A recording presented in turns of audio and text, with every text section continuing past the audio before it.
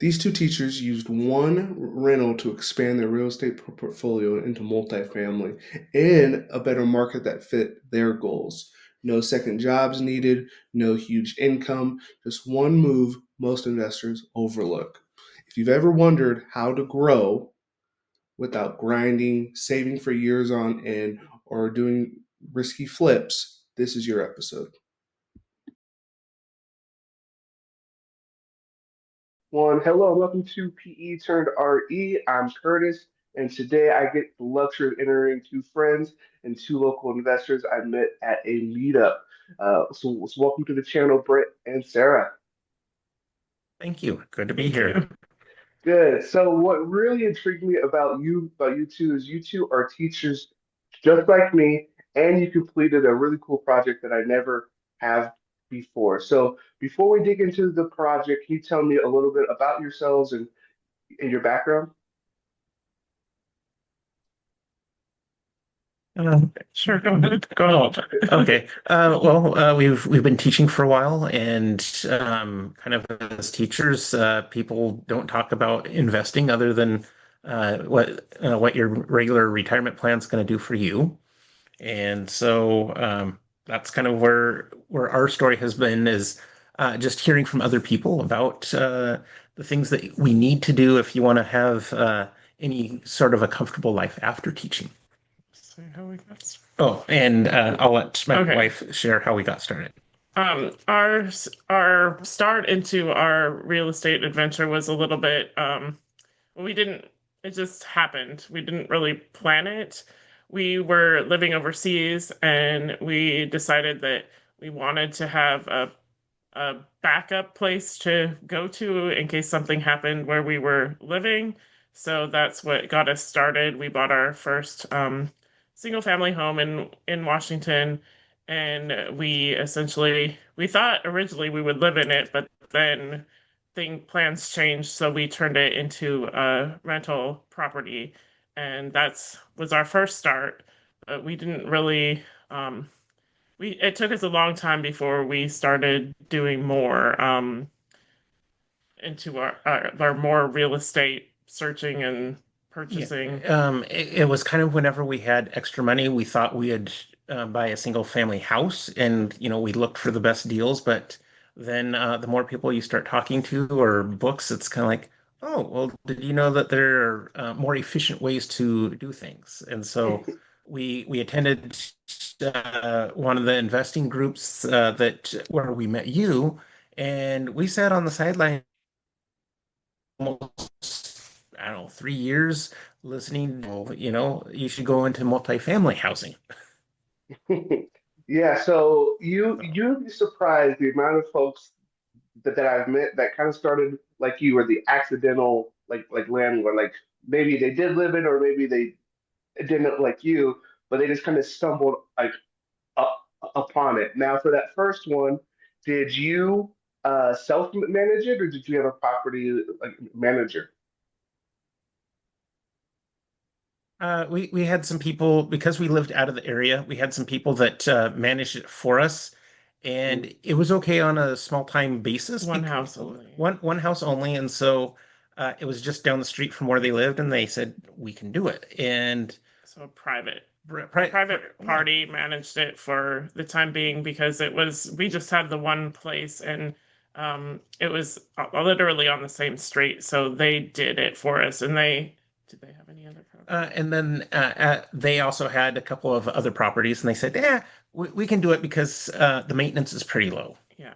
Oh, It nice. was fairly new when we bought the house. It was only what, It was like about 4 years old. The yeah. house was only 4 years old when we bought it, so it was fairly new. So it didn't Mm. have a lot of maintenance needs. That was our the people's main concern was about maintenance, and since it had low maintenance, they were willing to manage it for us. So we didn't have to use a management company for that house for a long time. Over time, our things changed, but at that time, we Hmm. didn't use a company. Okay, nice. So it sounds like that first one you kind of just stumbled upon. When was it, or what sparked the pivot from okay, we can't just be doing this Oh, on accident. We got to get a little more well, intentional. I don't. So when as we were teaching out of the area, there some other things going on just politically, and well, we were teaching overseas, and so there's a war that was going on in the country next door, and we thought, well, if we need to have a place to go to, it'd be nice to have a house, and so we took what money that we had to be able to buy this place, and it was also part of what made it such a good deal was the fact that we bought it from the landowner or the homeowners directly. We did not, they were trying to sell it, was it by owner and not use a real estate agent. And so we were able to negotiate back and forth. And so the price was lower to start off with. And then we also could negotiate on the price, but then we did a little bit of a deal that they were able to stay in the house for 2 months because we knew that it'd take a while for the closing to happen. And then we hired a real estate friend to do the paperwork so that all the legalities were completed correctly. But when did we decide to hire other places? Well, What prompted us? well, he asked about that one first, and so Yeah, then yeah. with that, that gave us a place that we could go to, and with the people renting it, uh, we decided initially for the loan that we got on it, just because we wanted to make sure that we had a decent house to go back to, and Oh, we've nice. never lived Okay. in it. Okay. Okay. So, Nice. So and so then you're okay, so you're up to two. So you're up to two, and it sounds like for the second one Was you one. were able. that That Was was it? one. sorry that Oh, okay. That Okay. he explained the first one. I don't. I thought you meant more about the next one, so I don't know. go Yeah. ahead and talk What about the I'm next not one. sure what prompted us to buy more. Do you Um, remember? the thing that prompted us to buy more is that we saw family members buying more property and or buying houses, and it was kind of like, well, I think that would be a good way It to go. was a long time And later and so too. probably almost 15 years later. 10, 15 years later, That's a long time. we thought, well, maybe we should buy another house. And that's when also to the more people you talk to, it's kind of like, hey, real estate is a good way to go. So then We we, just started looking at it. as our family members were looking at purchasing houses, they had an agent that said, hey, well, here's a place that you could look at. So we accumulated a little more money to be able to get a second place, and we looked at trying to actually buy a couple of different ones. The one that fell through, uh, that was kind of a blessing in disguise because then we had a backup one that we found that again was pretty close to our original property, so it's easy to kind of look over things. And again, having some connections, we were able to get an easy loan on that. And so we also had to get beyond the idea that, oh, we're going to have not just one house loan, but two. So that was kind of interesting. And then again, it's also knowing that your houses are not going to be perfect when you acquire them, or your properties. You're always going to need to look over some of the minor flaws.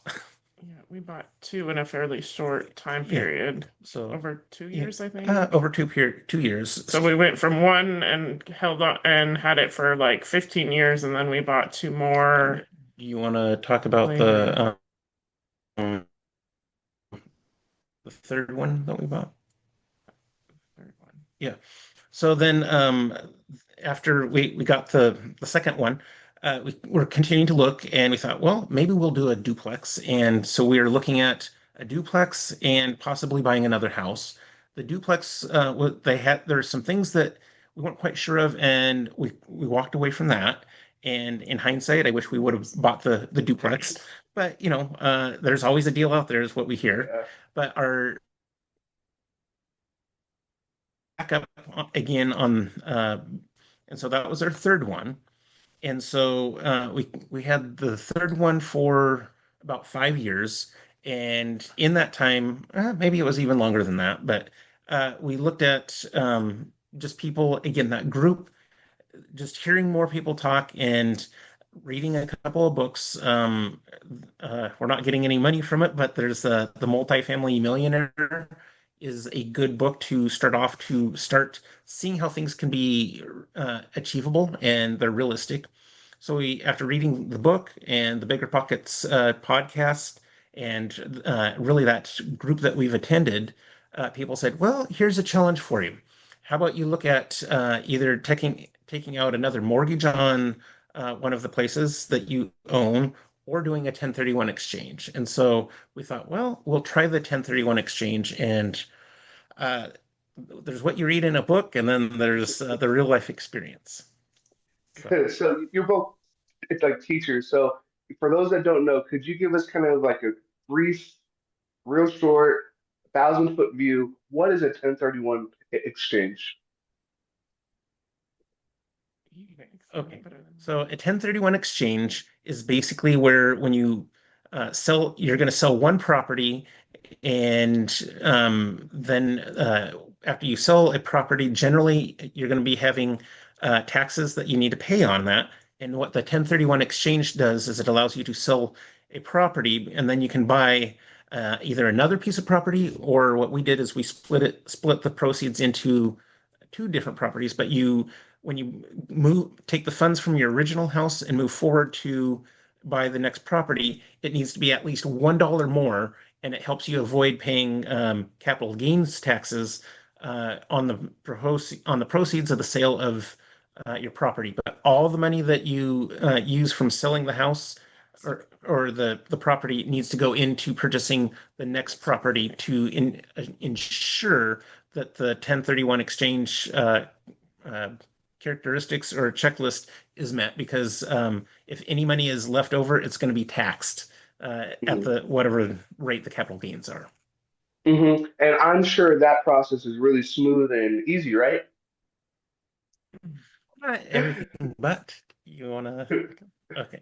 So part of our process has been we let our realtor know. We sold the house, and we also had contact with the realtor with where we were looking at buying our other properties. And so there's I have trouble pronouncing the word intermediary or Intermediary. title company. So once the house is sold, the proceeds from that house go to that title company, and then that title company, wherever you're buying the property, will be handling the paperwork for the federal government as well as other entities when you are purchasing your next property. But there are certain steps that, for example, within 45 days of selling your property, you need to identify uh, three other potential properties. And the idea behind that is if one property is sold, then you have two others to choose from. And then there are certain other timelines that need to be met.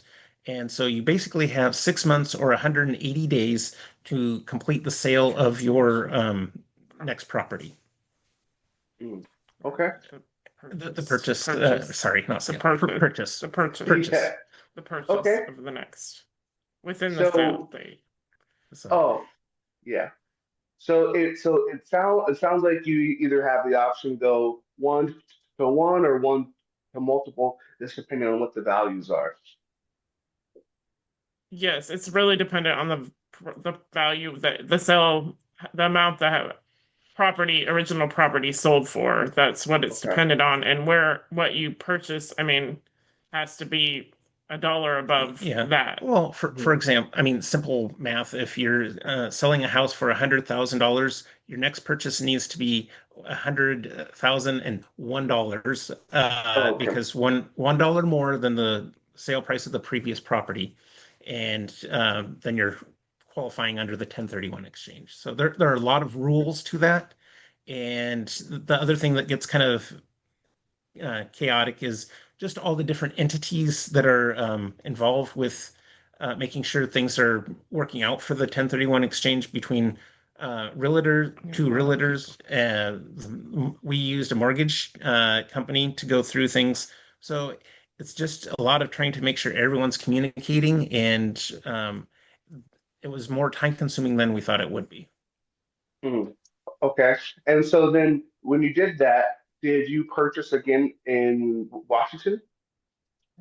No, we Part of we purchased out of state because we wanted to buy a multi-family, and just prices in Washington are a lot higher. Why we were prompted to look out of state. Plus, we had family that had purchased in the same state, so that's why we found our real estate agent that we knew we had met prior, so that's why we decided that, well, the price was the main reason why, oh, um, uh, and having a connection already there so also. yeah, and the real estate agent that we've been using, he's not only an agent, but he's also an investor, and he manages a lot of properties on his own. And both he and his wife are into using the bigger pockets method or the multifamily millionaire, however you want to coin the term. But and he is a good resource because you always want to surround yourself with people that have more experience than yourself. Don't try to go things alone. Hmm. So wow, so okay, so to go from one to two to three, all in kind of your same neighborhood, and then you're like, you know what? Let's go miles, states Yes, away to like the Midwest, right? yes, the The Midwest. Midwest. Yeah. Definitely, yes. So We do have a Okay. bit of a connection to the Midwest. It's not completely random, but anyway, Okay. Good. So how has that transition been? So the 1031, it sounds like it's over. Did you at least see the yes. property before you purchased it? Or We did not oh well, wow. we Okay. ourselves personally. not ourselves, but the investor slash real estate agent that we used, he walked through the fourplexes, and then also to the our family members walked through as well. They happen to have the Okay. time to be able to be back there as they're looking at purchasing property for themselves as Mhm. well. So that was the benefit of having other people to invest with. It's kind of like, hey, it looks like a pretty decent deal. Yeah, so you had trusted boots on the ground. That is very important. I have a mentor friend that says, "Don't invest there. If no one there will go to your funeral." It sounds like you have trusted boots on the ground, so that's awesome. We Yeah, that was helpful, but Yeah, it's very. still a little bit risky not seeing it yourselves. But So you have to trust that it was yeah, good. so we'll be going back later on in July to Mhm. actually see what we purchased. We've been in touch with the property management company that's taking care of some of the important maintenance items there. So again, it's sometimes you have to manage your management company. That's been another thing that we've learned. Oh yes, manage the manager, and that's a nice perk of being a teacher. Is you have like the summertime to do all the back end work that a lot of people don't really think about, right? Nice. Yeah, our timing happened to work out well in that aspect. It took the process. I mean, we started it. We, we, It's about six yeah, months we started from, it in January. yeah, so it's taken time, Wow. but the timing just worked out for us. So, and I guess that's the thing is people with anything in life, you need to have the patience to let things kind of work themselves out. And sometimes it's letting other people communicate. And sometimes it's hard to sit back on the sidelines while the people that know all the ins and outs do the communication or the negotiating. And that's been another good life lesson for us. Nice. Okay. Um, One thing that's probably been huge is you're talking about communication and things like that. It seems like you both have been on the same page for a lot of it. Do you think that is required if anyone has girlfriend or is like married that you have to be on the same page? For the most part, yes. Or else, I Mhm. mean, I think you do, or else at least the person that you're with says, you know what, I trust you, right. and just keep me somewhat informed of what's going on. It's kind of like your parents, you know, keep them what's going on in life. Not that they need to know everything.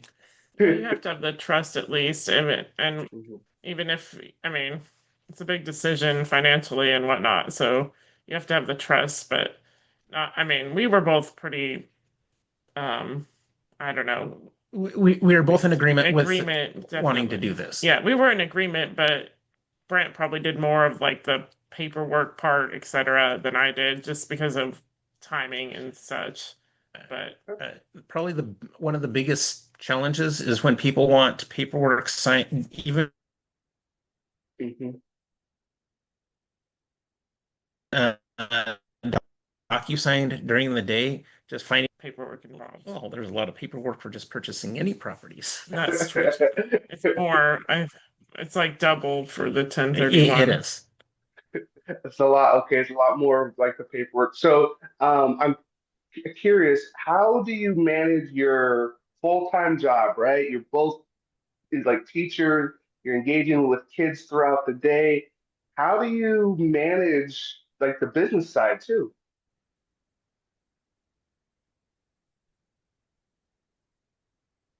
Um, Um, can you repeat the question, yeah. please? Yeah, yeah. So like how do you manage and your time? Because you're both full-time like teachers, you're investing, you're doing out of state stuff, 1031s.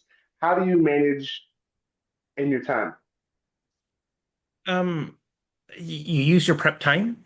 And the nice thing about we invested in Nebraska is there's a 2 hour time difference. So we get up at say 6 o'clock or ready to go at 6 o'clock in the morning for any meetings that we might need to have or taking care of business because 6 o'clock here in the morning is 8 o'clock in the morning back there.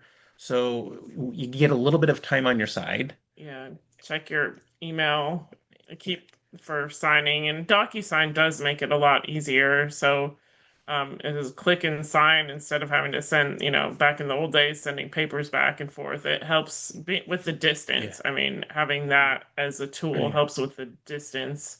Um, it didn't, I don't know, it didn't take that much. We were able to do it like after work, a lot of Yeah. it. So it wasn't Yeah. too much of a I mean, it wasn't. But it's also having the patience of the people on the other end.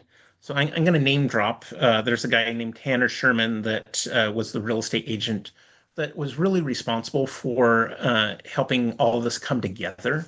And Tanner was very good at setting up a timeline in an email for us about here's what's going to happen.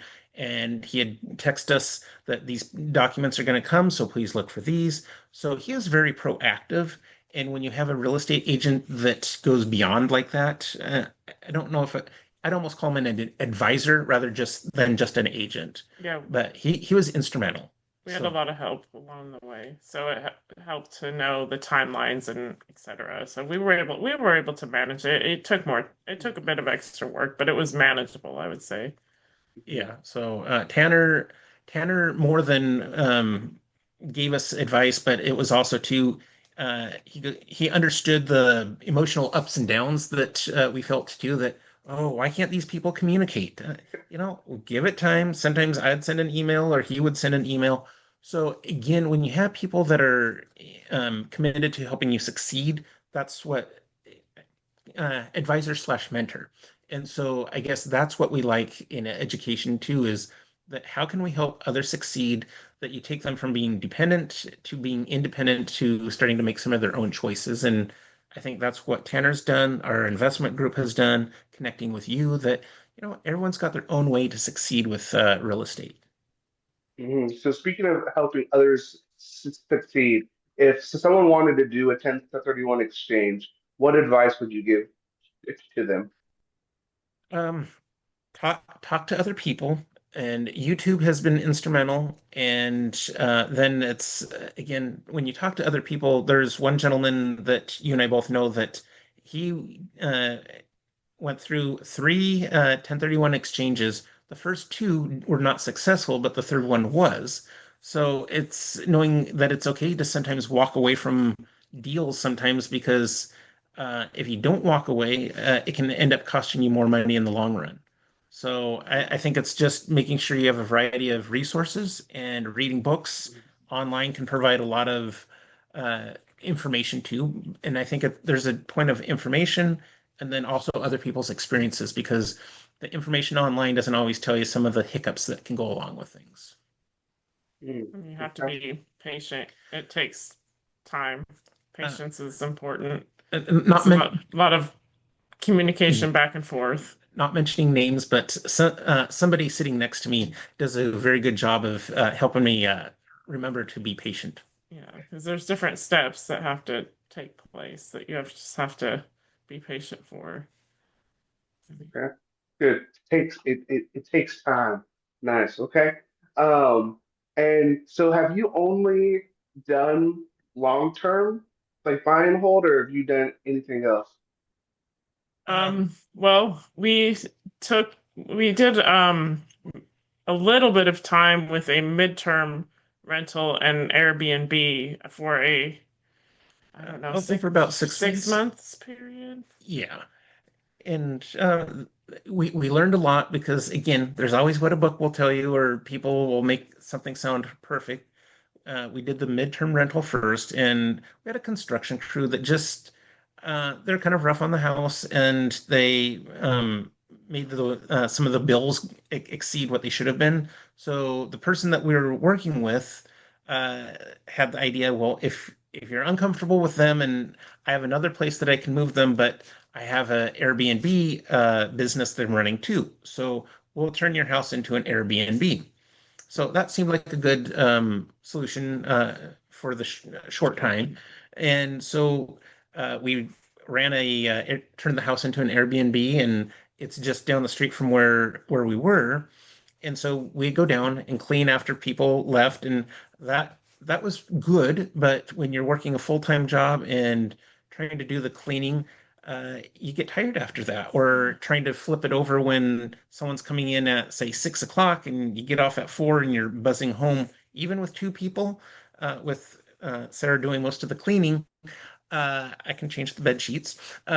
It didn't provide Fixed. enough time in, or at least the time that we felt good about things, but it was a good learning experience. And so then we turned that house into a long-term Long rental back again again. because we wanted to enjoy our evenings. We knew it was going for us, we knew it was going to be a shorter term thing at the time. When we originally started, we thought we really wanted to do the midterm rental and keep it that way. But then that we decided, and then what happened with the midterm, and it just sort of all the steps just led to turning it back to long term. But the Airbnb was okay for the short term, but a lot of work doing the cleaning. And in the area that we're at, it's mostly the best time it's used is the weekends. The weekends are consistent, and weeknights are stays are inconsistent. So in terms of profit, it was less than the midterm rental. It was less, but also fewer headaches. Less at the same time. Yes, that's true too. But for anyone that's into the Airbnbs on the business side of things, Airbnb has also raised their rates. Yeah. So the people that we worked with on that for that short time, they saw their percentage go from where Airbnb was collecting 10%, then they raised it to 20%. So that ate into their profit margin quite a bit. So again, just when things sound like you're on cruise control for the amount of money you're going to make, businesses will raise their percentage that they're going to take, as Airbnb did. So that was one complaint that those people had, Yeah. or observation, I should say. All right, there's a couple more questions here. So you're trying to get the dust settled with this 1031 exchange. Once the PM fully takes over and everything's good, what do you think the next step for you two is? Well, I think for a while we're just going to wait and see how it works out, and then possibly, I don't know, expand and do another 1031. Right now we're waiting and seeing, and I think Yeah, that's and seeing if that's the state that we want to be in, yeah, because that's part of it too. sometimes too you see there are costs involved that you don't always think of. For example, how much snow removal is going to cost for a year, or something along those lines, or just the property taxes and how there are different taxes in each state. Sometimes people look only at the property tax when really they might tax out of state investors a little bit. And so it's a learning game, but that I don't think that was really listed in the books that we have read so far. And so every state, every county and city is different. Well, yeah, and this is also our first multifamily, so we kind of want to see how that goes. But if it's successful, we would probably look into more multifamily properties where we're not sure. That's part of the waiting and seeing how this goes out of state. So, but I think the other thing that we've learned is people can be successful no matter what the challenges are in the different states. People are always going to need a spot to rent. And sometimes too, some of the other ways that people have gotten into the rentals or investment properties is, through the house hacking and or duplex hacking, however they you want to get into those complexes.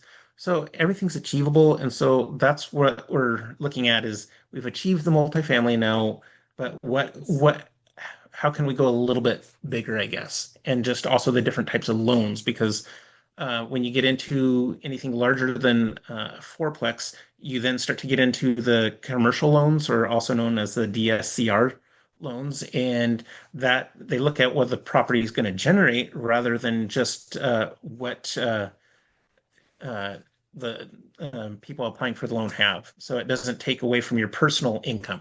It's not based on your personal income for those types of loans. Nice. Okay.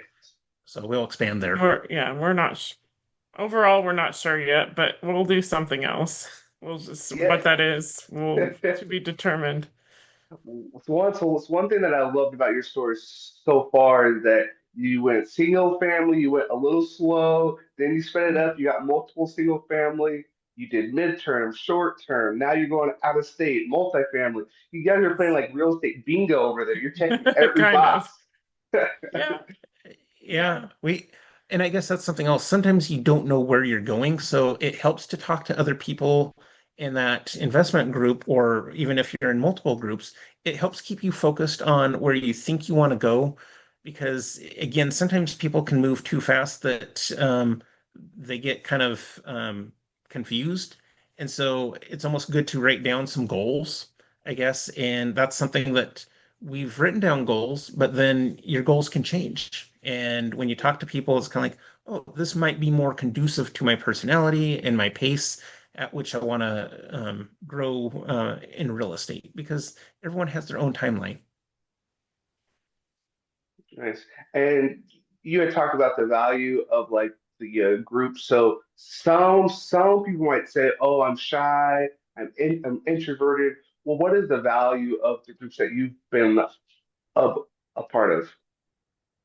Well, even if you're shy or introverted, you can still listen. And in general, I don't if it's a relatively small group for me, um, I have thought that the people, in general are very willing to share, and that's kind of the purpose of the group. So for us, or for me, it's been pretty comfortable and a good learning experience. Even if you don't have much to say, you can listen. And then maybe a lot of times, sometimes you will find someone in the group that, oh, I think I'd like to exchange numbers with this person, and then go off to the side and talk more privately. Also, just meeting people and expanding on your um, knowledge has been Yeah. helpful. Well, and then I think the other thing is that you see that, well, if other people are able to do it, you're able to do it too, because there have been, people that come from divorced backgrounds, people, males, females,